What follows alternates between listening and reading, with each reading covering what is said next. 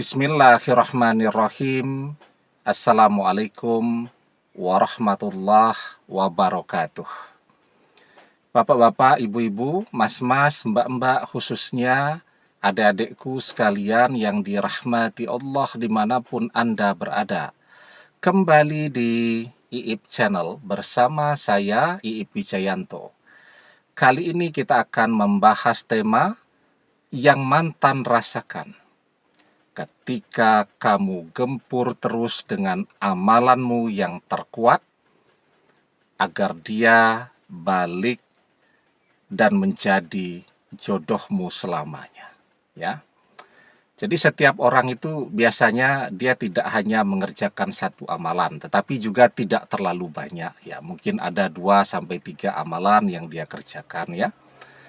Ada orang yang amalannya rajin membaca Al-Fatihah, ada yang amalannya rajin membaca ayat kursi atau membaca sholawat dan seterusnya. Nah, di antara amalan-amalan itu kan kita yang paling bisa merasakan amalan mana yang paling kuat, ya, yang energinya kita rasakan paling besar ya. Dan amalan itulah yang kemudian kita gunakan, kita amalkan ya, untuk menggempur hati dan pikiran mantan agar dia dari mengabaikan jadi perhatian, dari tidak ingat menjadi selalu teringat, jadi kangen, dan yang lebih penting agar bisa kembali bersama-sama lagi ya. Nah, tapi sebelum kita bahas lagi apa yang mantan rasakan, jangan lupa ya adik-adik yang baru menemukan channel ini untuk memencet tombol subscribe dan menyalakan lonceng notifikasi agar Anda selalu mendapatkan pemberitahuan video-video terbaru dari channel kesayangan kita ini. Dengan subscribe, doa-doa kita selalu terhubung sehingga kita selalu bisa berdoa bersama-sama ya. Dan jangan lupa subscribe itu gratis ya. Nah, jadi apa yang mantan rasakan? Yang pertama ya, ketika kita mengirimkan sebuah amalan atau doa dan seterusnya, atau sholawat, maka apa yang kita kirimkan itu dari kata-kata dia akan berubah menjadi bentuk energi. Ya, kemudian pikiran kita mengarahkan ya kepada tujuannya ya. Jadi kita membayangkan orang yang kita kirimkan amalan itu kan agar energi amalan itu menjadi terarah kepada orang yang kita inginkan. Jadi tidak main-main itu kalau misalnya guru-guru kita, ustadz-ustadz atau kiai-kiai kita yang mengijazahkan amalan itu bilang ya, ini ketika diamalkan bayangkan ya wajah orang yang dicintai tadi. Nah, itu kan tujuannya memang untuk memfokuskan, mengarahkan energinya pada satu titik ya. Jadi jangan sampai kemudian sudah capek-capek mengerjakan amalan tetapi energinya menyebar kemana-mana. Nah, jadi amalan itu dari kata-kata ya, dari doa dalam bentuk kata-kata, kemudian dia berubah menjadi energi. Nah, energi itulah yang terarahkan. Nah, itu yang akan sampai kepada mantan. Nah, ketika energi itu sampai meresap, merasuk ke dalam diri mantan, bedanya ya kalau dia dalam bentuk amalan ataupun doa, itu energinya itu sangat lembut ya.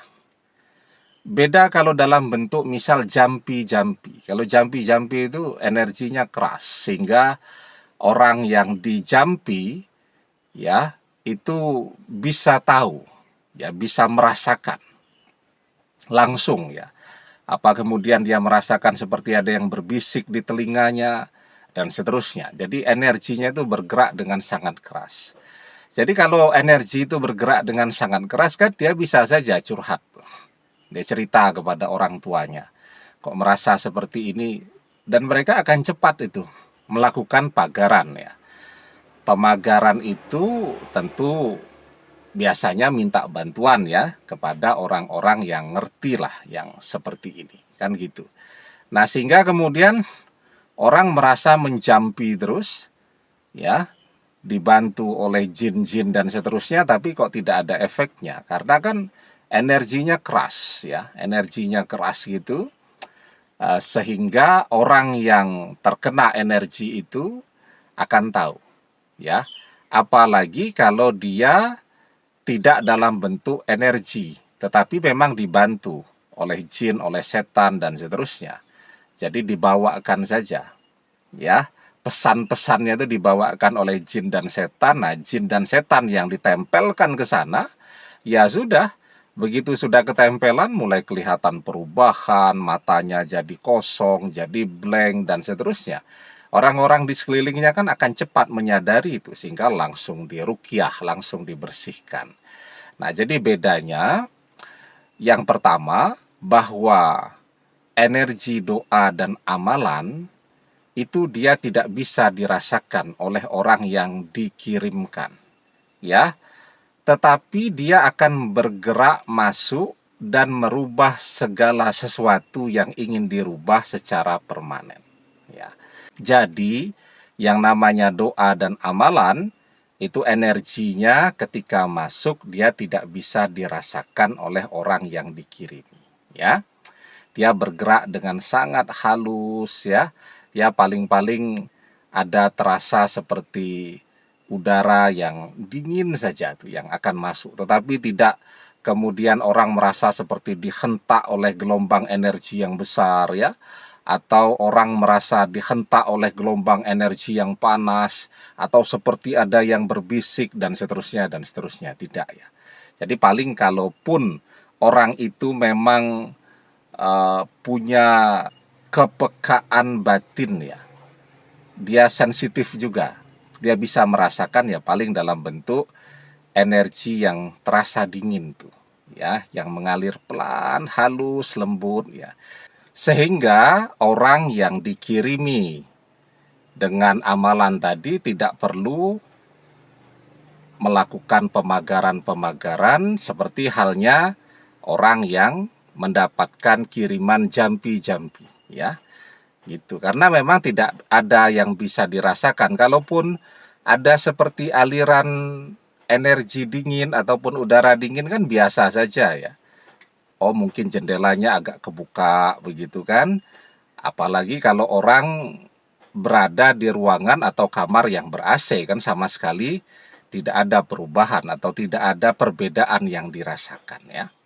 Nah, yang kedua, tentu yang dirasakan adalah jadi merindukan ya seseorang yang tadi mengerjakan amalan tadi.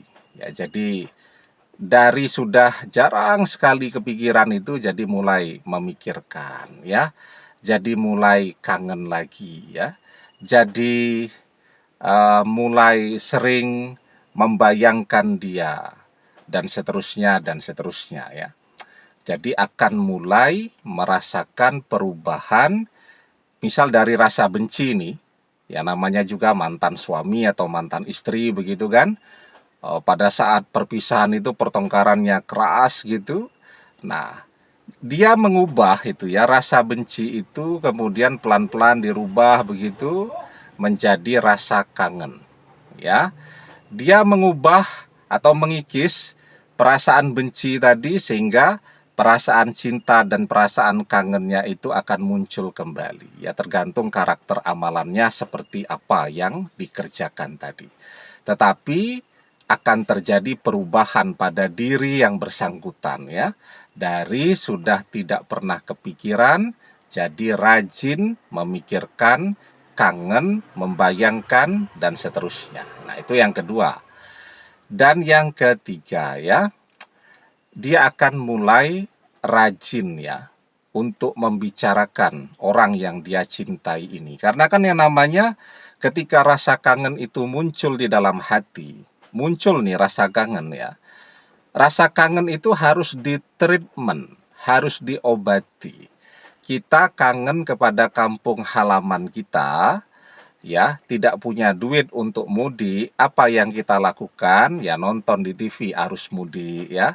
Kemudian melihat di Google Earth begitu ya, bagaimana kira-kira suasana kampung kita pada saat ini, kan ada tuh aplikasinya. Kemudian melihat foto-foto kontak dengan saudara-saudara dan seterusnya. Nah, itu karena kangen. Kangen itu harus ditreatment. Kalau tidak ditreatment, tidak diobati, rasa kangen itu membuat orang jadi gelisah, ya.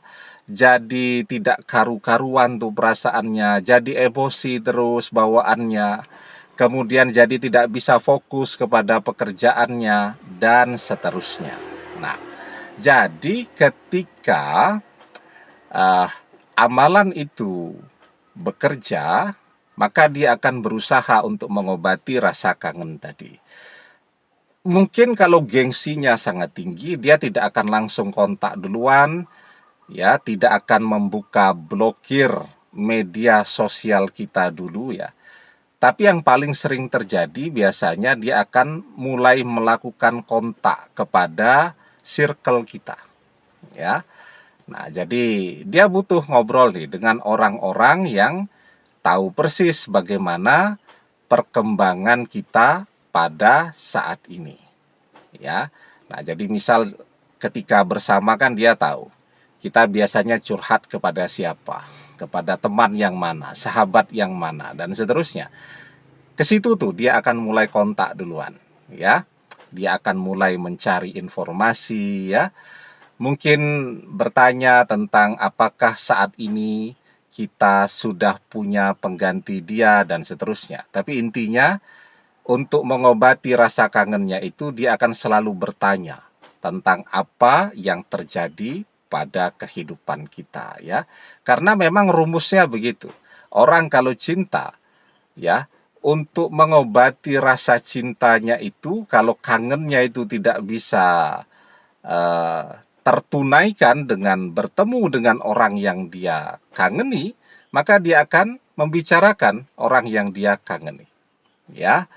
Man ahabba say'an aksaru zikrihi. Barang siapa yang mencintai seseorang, pastilah ia akan selalu menyebut-nyebut orang yang ia cintai itu.